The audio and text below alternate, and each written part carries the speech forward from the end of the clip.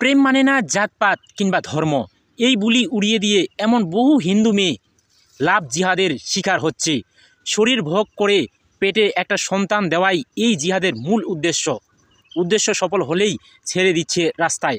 আজকে আপনারা এই ভিডিও স্ক্রিনে যে মেয়েটিকে দেখতে পাচ্ছেন, এই মেয়েটি মুসলিম যুবককে বিয়ে করে সনাতন ধর্ম ত্যাগ করে এখন রাস্তায় ঘুরে ঘুরে বেড়াচ্ছে। এই মেয়েটির নাম অরুণা চক্রবর্তী। ভালোবেসে মুসলিম যুবককে বিয়ে করে হয়েছে ধর্মান্তর, ছেড়েছে নিজ জন্মদাতা মা বাবা সমাজ ধর্ম।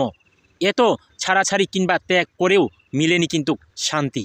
মানুষ প্রতিনিয়তই একটা কথা বলে থাকে যে নিজ ধর্মে যতটা শান্তি আছে ধর্ম ত্যাগ করে সেই শান্তি কিন্তু আপনারা কেউ পান না, আর কোনো দিন পাবেও না। এটাই তার জলজান্ত প্রমাণ। আমরা যদি লাভ জিহাদ কথাটি একটু ভেঙে ভেঙে দেখি, লাভ অর্থ ভালোবাসা আর জিহাদ অর্থ যুদ্ধ।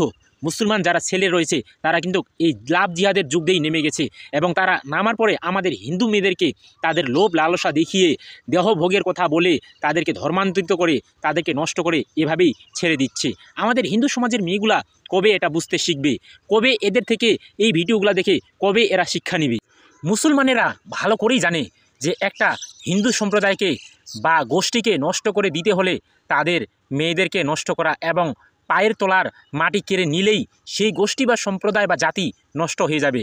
বর্তমানে যা হচ্ছে সনাতনী সম্প্রদায়ের সাথে, আপনারা খবরের পাতা কিংবা ফেসবুক সোশ্যাল মিডিয়া ঘাটলেই এইসব চিত্র হামেশাই দেখতে পাবেন যে আজকে অমুকের মেয়ে ধর্মান্তরিত হয়েছে, হিন্দু ধর্ম ত্যাগ করে মুসলমান হয়েছে, এরকম হামেশাই দেখতে পাবেন। কিন্তু আমরা সনাতন ধর্মের যারা সনাতনী লোক আছি, আমরা কবে সচেতন হব?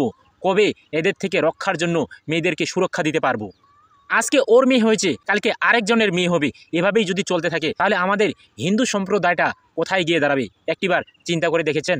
আমি এই ভিডিওটির নিচে দেখেছি অনেকেই আজে বাজে কমেন্ট করছেন, কিন্তু একবার কি ভেবে দেখেছেন এর পেছনে আমরা এবং এই সমাজ কতটা দায়ী?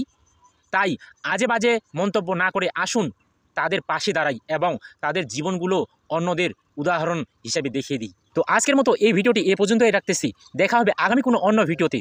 যদি এই ভিডিওটি আপনাদের ভালো লেগে থাকে তাহলে অবশ্যই ভিডিওটির কমেন্টে জানিয়ে দিয়ে যাবেন এবং এই ভিডিওটি বেশি করে শেয়ার করবেন, যাতে করে আমাদের ভবিষ্যতে আমাদের হিন্দু সম্প্রদায়কে এই যুক্তিগুলা এই ভিডিওগুলা না দেখতে হয়। সবাই ভালো থাকবেন, সুস্থ থাকবেন।